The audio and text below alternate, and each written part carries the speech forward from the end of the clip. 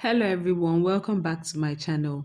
My husband hosted some of the youths at Rotaract Club of Ikate over the weekend, so I decided to make jollof rice as part of my own hosting contribution. So I was not sure about the quantity to make for 15 persons, so I made 20 cups of rice.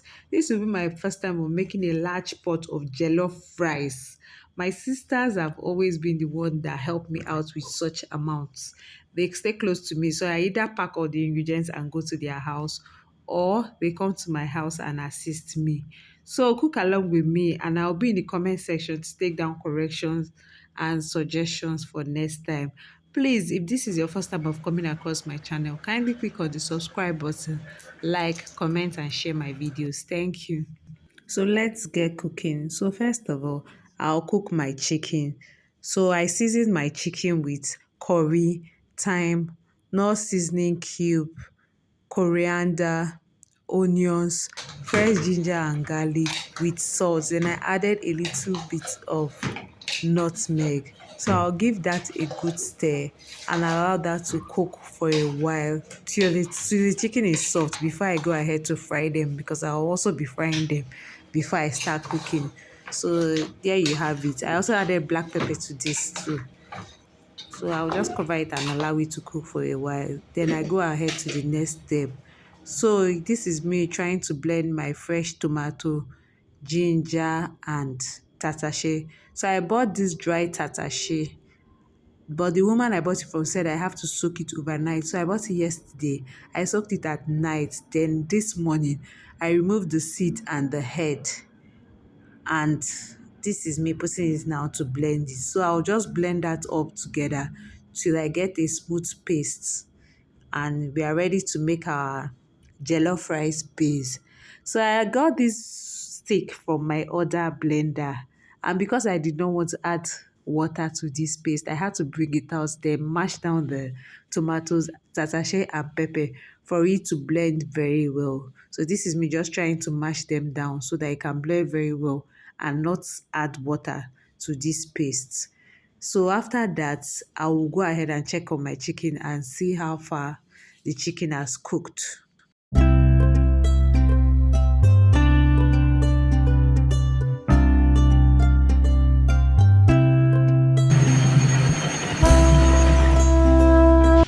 I was already frying my chicken here, but before I did that, I added some onions to the hot oil before putting in the chicken for it to fry. So after that's fried, I added in my onions and my seasoning that I'll be using for this jollof rice. So I added in some more seasoning to the oil again, added a bit of curry and thyme. I learned that trick from somewhere that it's better to add in your spices to your oil before you put in the tomato and every other thing you have to cook with. You can still top up the spices there.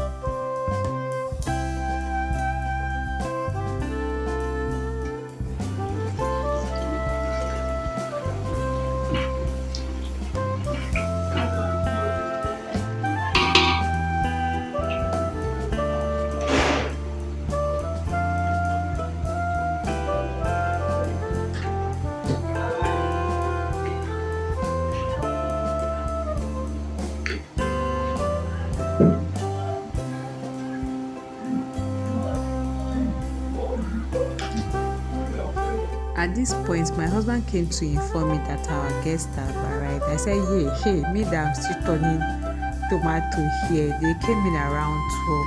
But I told him to go ahead and serve them the drinks because I actually thought they were going to come around maybe 2, 4. But yeah, I know I'll still finish up before then though. So he went ahead to serve them the drinks and go and gist with them and every other thing. So after that, I had to check on my tomato base again, then introduce my washed rice. So this is me just trying to pour my rice inside the pot, and I will add more water and chicken stock to this. Turn that and adjust for seasoning and cover it with a foil and the cover and let that cook. Then I'll keep checking to be sure that the rice is soft enough for me to bring it down.